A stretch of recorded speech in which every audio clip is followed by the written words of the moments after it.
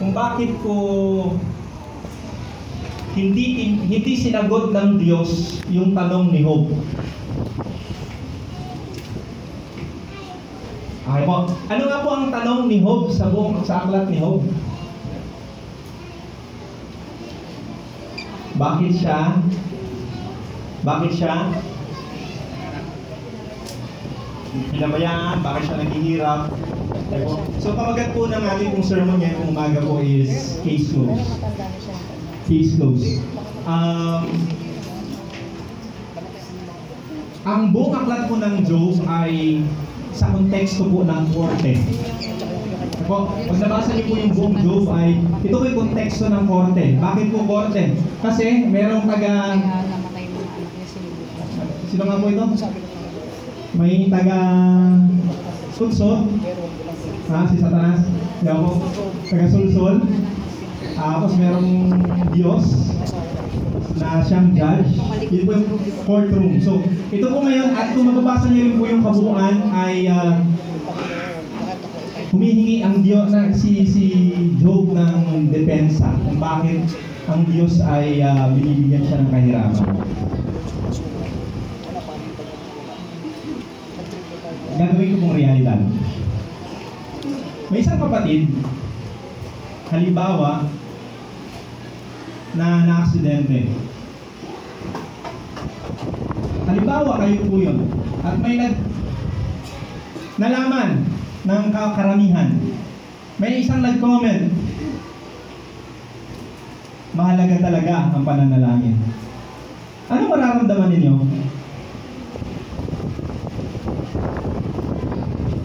Ano bang ibig sabihin nun nag-comment? I mean, kung hindi man yun ang ibig sabihin ng comment na yun, pero pinost yun, ano ang negative effect nun? Nakakalimot ka. Na hindi ka nalalangin, kaya? Yes, kaya ka na-aksidente. Kaya ka na-aksidente, tama mali? Tama. Naalala niyo po yung sunog sa California? Tama po, naalala niyo po yun? Ano ang karamihan na comment? Ha? Kasi? Hindi sila kumilala sa Diyos. Diba? Ganun po lagi. Ibig sabihin, kapag naghihirap po tayo, ang sagot po natin lagi ay dahil kay God. Sinisisi niya si Diyos. Parusa ito galing sa Diyos. May ginawa ka kasing kasalanan. Nakalimot ka. Sobrang sama mo kasi. Hindi ka na nagsisimba. Tama mali? Tama. Alam niyo po, ito rin yung sagot ng mga kaibigan ng tatlo. Ay po, una yung pinakamatanda, si Elihu. Sunod si Bildad. Sunod si Zophar. Tapos sunod si... Hindi pala, Elihu pala yung huli, yung pang-apat. Yung una po. So, apat sila. So, ang sagot nila lagi, ganun din kung anong yung sinasagot po natin. Hindi man natin yun ang ibig sabihin na masaktan yung isang tao. Pero, yun ang sagot natin kung bakit na nanghihirap. Disiplina ng Diyos. Tama mali? Tama.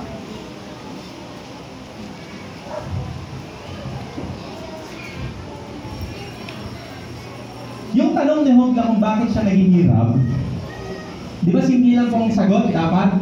Tama? Anong sagot dapat po ng Diyos o na isasagot sa kanya? Kasi pumunta dito si Satanas, sabi niya, tinanong ko siya, tapos nireto kita sa kanya. Tapos ang sabi niya, ganito kasi, hindi naman sa'yo sumasamba ay sumasamba lang sa'yo yan kasi pinagpapala mo. O sige, subukin natin yan. Tama? Dapat ganun lang yung explanation. Tama, di ba? Kasi yun naman ang nangyari sa chapter 1 and 2. Tama po? Yes. Chapter 38. Punta tayo sa chapter 38. Chapter 38.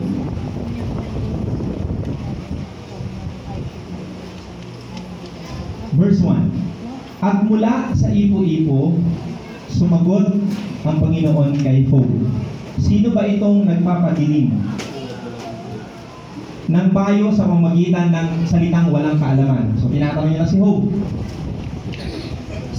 Tingnan niyo po kung paano sumagot sa kanya ang Diyos at kung sinagot ba ng Diyos. Ang tanong ni Job, bakit siya naghihirap? Hinihingi niya yung rason kung bakit siya naghihirap. Pero ito ang sagot ng Diyos. Verse 4. Ito na. Ito na yung sagot ng Diyos sa kanyang tanong. Nasaan ka nang ilagay ko ang mga pundasyon ng lupa? Naalala niyo po yung Genesis chapter 1? Yun ang tanong niya. Nasaan ka? Nasaan si Job ng time na yun? Ha? Wala pa. Wala. So ano sagot ni Job? Sa isip niya, wala po ako doon. Sunod. Sabihin mo kung mayroon kang pangunawa. Sino nagpasya ng mga sukat niyon? Tiyak na alam mo. O sinong nagulat ng panukat sa ibabaw nito? Ano sasagot ni Job? Wala. Siyempre, hindi po ako Panginoon. Ikaw. Tama? O, sunod natin ulit. Verse 8.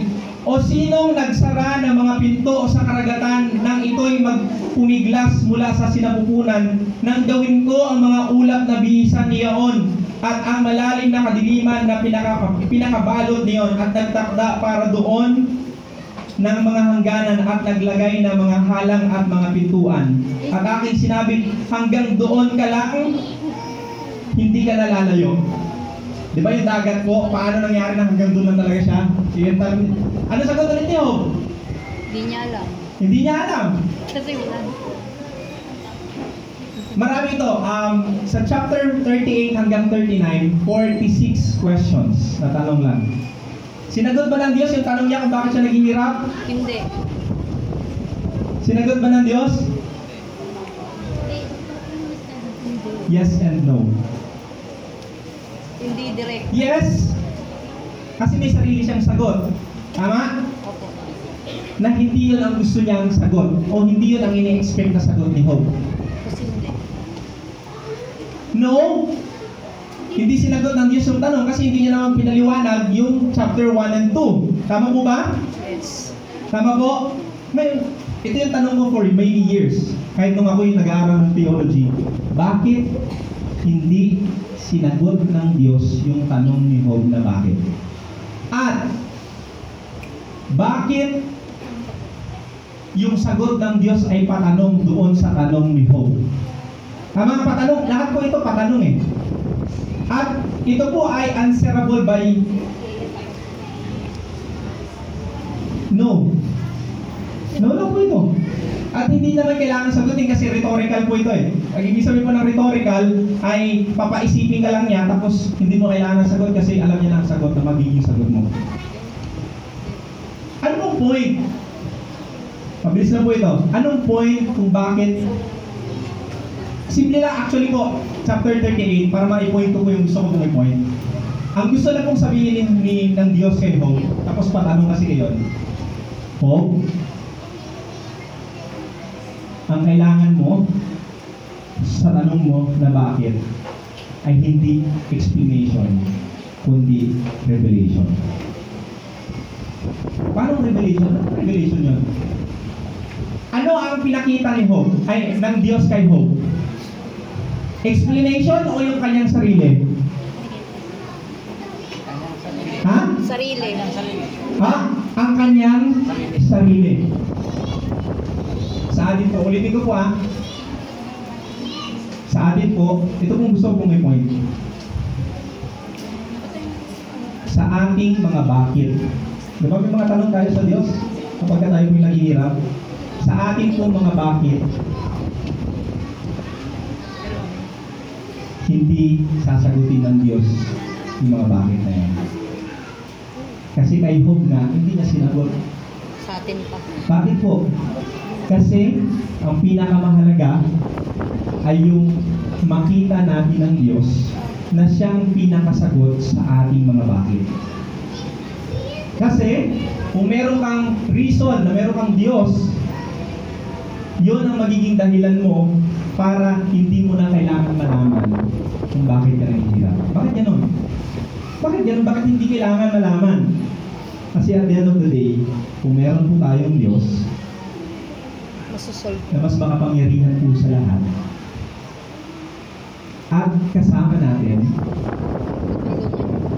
tutulungan niya po tayo, at doon po makikita natin. Pansinin niyo po, sa inyo po mga pamilya. Sa inyo po mga pamilya, di ba mahalaga na kasama niya, halimbawa na hospital po kayo, hindi ba mahalaga yung presensya ng inyong asawa, anak, pag kayo po'y nakaratay sa karamdaman? Tama. Tama po? Yes. Ito po ang gustong ipaintindi kay Job at ito po ipaintindi po. Ang kanyang gusto pong ipaintindi sa atin ang Diyos kapag tayo po'y naghihirap o may nararanasan po tayo. Ano po yun? Hindi natin kailangan ng rason. Kailangan natin ng presensya. Nandiyan siya sa tabi. Ulitin ko ulit. Hindi natin kailangan ng rason. Kailangan natin ng presensya. Hindi ba naiinis kayo kapag humihingi kayo, nagrarant kayo, mga nanay? Di ba pagka kayo po may sama ng loob, gusto niyo lang pong ilabas? Tama po ba? Yes. Pero kapag binigyan kayo ng solusyon, galit na galit kayo kasi hindi naman yun ang kailangan ninyo? Yes. Tama mali? Tama. Tama po ba? Yes. Tama po? Yes. Ganun din po. Lahat po ng tao, kahit sino po yung ating kung ano, kapag sinabi natin yung mga, ito kasi gagawin mo, sinasabi lang natin sa kanya, hindi mo kasi alam yung ginagawa mo.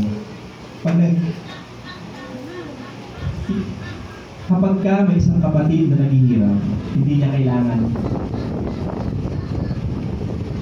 ng mga tips kung anong gagawin. Hindi niya kailangan. Ang pinakailangan niya yung presensya mo. At ganun din po sa atin, ulitin ko po ulit. Yung point ko po, tapos na po ako sa sermon ko. Simple lang po.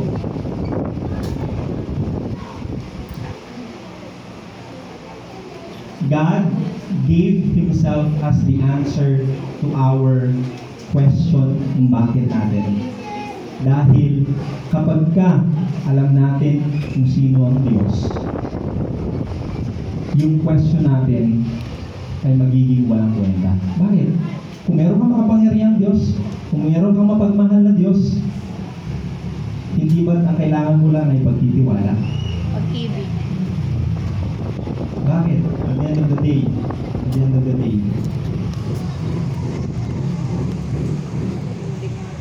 walang iba tayong kailangan kundi presensya lamang. Presensya. Bakit? Sasabihin natin, kaya mong matiis ang lahat ng bagay kapag kasama ko ang Diyos. Tama po ba? Tama? Yun naman yung assurance po natin eh. Na, Lord, oo, hindi ko matatakasan ng hirap sa buhay. Pero kapag kasama ko kayo, matitiis ko lahat ng bagay. Malalampasan ko lahat ng bagay. At yun ang sagot kay Job. Hindi sinagot ng Diyos yung bakit ni Job kasi hindi yun mahalaga. Ang mahalaga niyan dapat malaman, Job, yung presensya ko nandito ngayon. Naiintindihan ko, alam ko ang nangyayari sa'yo, kasama mo ako. At ano sabi ni Job? Lord, dati naririnig ko lang po kayo. Ngayon, nakita ko na kayo. Bakit? Yung presensya kasi ng Diyos nandun. So, ganun din po sa atin. So, ulitin ko po ulit. When we are in pain, we don't need philosophy. We don't need explanation. We don't need reason. When we are in pain,